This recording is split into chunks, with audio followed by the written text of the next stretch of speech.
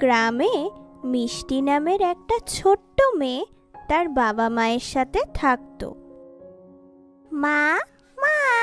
ওরে বাবারে, ছাড় রে ছাড়, পড়ে যাবে তো।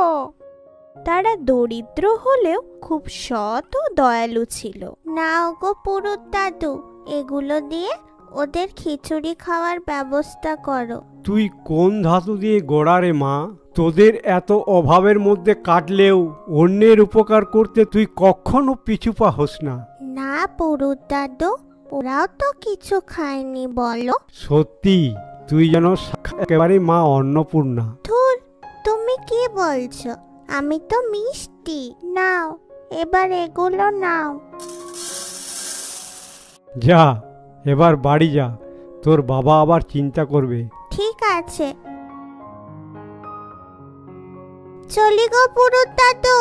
মিষ্টি গ্রামের সকলের নয়নের মণি ছিল, কিন্তু সেই গ্রামের জমিদার ছিলেন খুব অত্যাচারী। তিনি জোর করে গ্রামের মানুষদের কাছ থেকে খাজনা আদায় করতেন। নায়েব মশাই, সবাই খাজনা দিয়েছে? না জমিদার মশাই, গোপাল চাষি ও কয়েকটা বাড়ি এখনো খাজনা দেয়নি। ওদেরকে বলে দিও, খাজনা যদি ওরা না দেয় তাহলে চরম শাস্তি পাবে।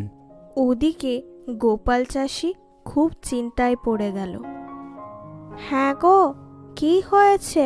কি আর বলবো গো, খাজনার টাকা যদি মেটাতে না পারি তাহলে জমিদার মশাই চরম শাস্তি দেবেন। কিন্তু এবছর তো বৃষ্টির কোনো দেখাই নেই, কি যে হবে। তুমি অত চিন্তা করো না গো, দেখবে সব ঠিক হয়ে যাবে।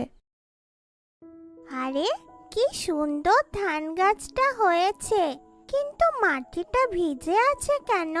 বাবা, ও বাবা! কি হয়েছে? বাবা, দেখো কি সুন্দর ধান গাছ হয়েছে, কিন্তু মাটিটা ভিজে আছে কেন? দেখ, হয়তো কোথা থেকে জল পড়েছে। বাবা, আজ থেকে আমি ধান গাছটা দেখাশোনা করব। ঠিক আছে। মিষ্টি, মিষ্টি! ওই দেখ, তোর মা ডাকছে, এবার চল। দেখতে দেখতে বেশ কতগুলো দিন কেটে গেল। ধান গাছটা সোনালি ধানে ভরে গেল। বাহ, কি সুন্দর সোনালি ধানের শীষ হয়েছে! ইস, কত আগাছা বেরিয়েছে, আমি বরং একটু পরিষ্কার করে দিই। এ কি? এটা তো একটা কলস। এটা থেকেই তো ধান গাছটা হয়েছে মনে হচ্ছে। যাকে, ভালোই হয়েছে, জলটা ধরে রাখবে। যাই, আমি ভেতরে যাই। কিন্তু গোপাল চাষির জীবনে দুর্ভাগ্য নেমে এলো। সে বছর বৃষ্টি না হওয়ায় চারিদিক খরা সৃষ্টি হলো। যা ভয় করেছিলাম তাই হলো।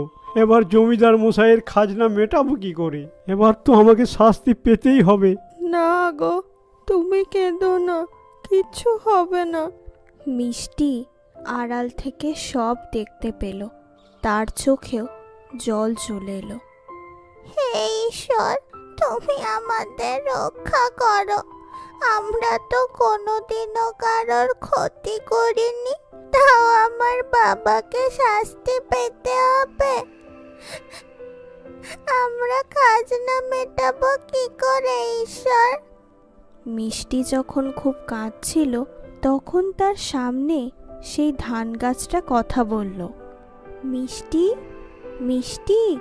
কে কে কথা বলছো? এই যে তোমার সামনে, এদিকে এসো।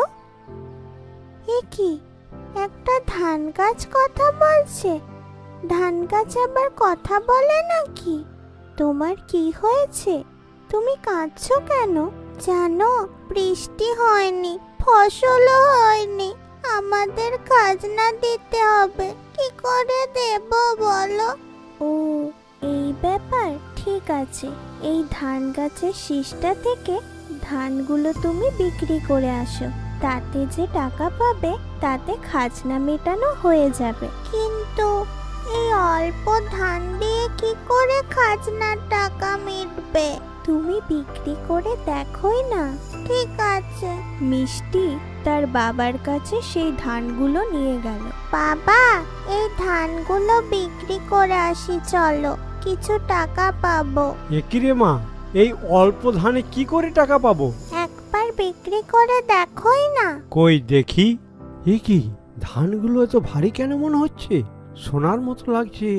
মিষ্টি ও তার বাবা একটা সোনার দোকানের কাছে আসতেই দোকানদার বললেন যে ওটা সোনার ধান। মিষ্টির বাবা শুনে খুব খুশি হলো ও সেই ধানগুলো বিক্রি করে দিল। কিন্তু ওদিকে জমিদার মশাইয়ের কানেও এই খবর পৌঁছানোর ফলে তিনি গোপাল কৃষকের বাড়িতে উপস্থিত হলেন। আরে আসুন আসুন জমিদার মশাই। গোপাল, আমি এ কি শুনছি? এদিকে তুমি খাজনা দিতে পারছো না, আর সোনার দোকানে গিয়ে কেনা বেচা করছো? তোমার বাড়িতে কি সোনা ফলছে নাকি? জমিদার মশাই, আমি তো ওই ধান গাছের শীষ ধানগুলো বিক্রি করেই টাকা পেয়েছি। মানে? গোপাল কৃষক সব কথা জমিদার মশাইকে খুলে বলল। জমিদার মশাই, আমি খাজনার টাকা আপনাকে দিতেই যাচ্ছিলাম।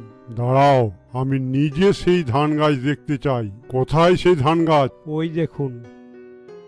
এ কি, এ তো একটা সাধারণ গাছ। তুমি কি আমার সাথে মস্করা করছো? বাদল, একে এক্ষুনি ধরে নিয়ে চলো। আজ একে কঠিন শাস্তি দেওয়া হবে। আমাকে মিথ্যা কথা বলা।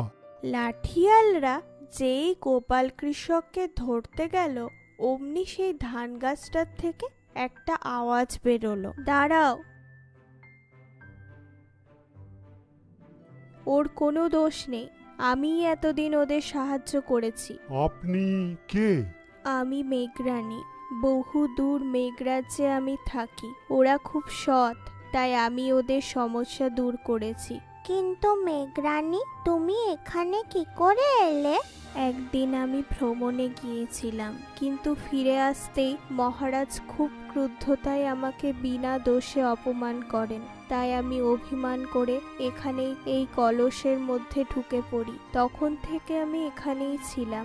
সমস্ত কথা শুনে জমিদার মশাই তার ভুল বুঝতে পারলেন। তিনি চলে গেলেন। তোমাদের আজ থেকে আর কোনো অভাব হবে না, এই বলে মেঘরানী চলে গেল। সঙ্গে সঙ্গে মেঘ কালো করে মুষলধারে বৃষ্টি হতে লাগলো এবং গোপাল কৃষকের জীবনে শান্তির বাতাস এনে দিল। ভিডিওটি ভালো লাগলে একটি লাইক দাও এবং তোমার বন্ধুদের সাথে শেয়ার করো। আর নতুন নতুন ভিডিও দেখার জন্য চ্যানেলটি সাবস্ক্রাইব করে পাশে থাকা বেল বাটনটি বাজিয়ে দাও। ধন্যবাদ।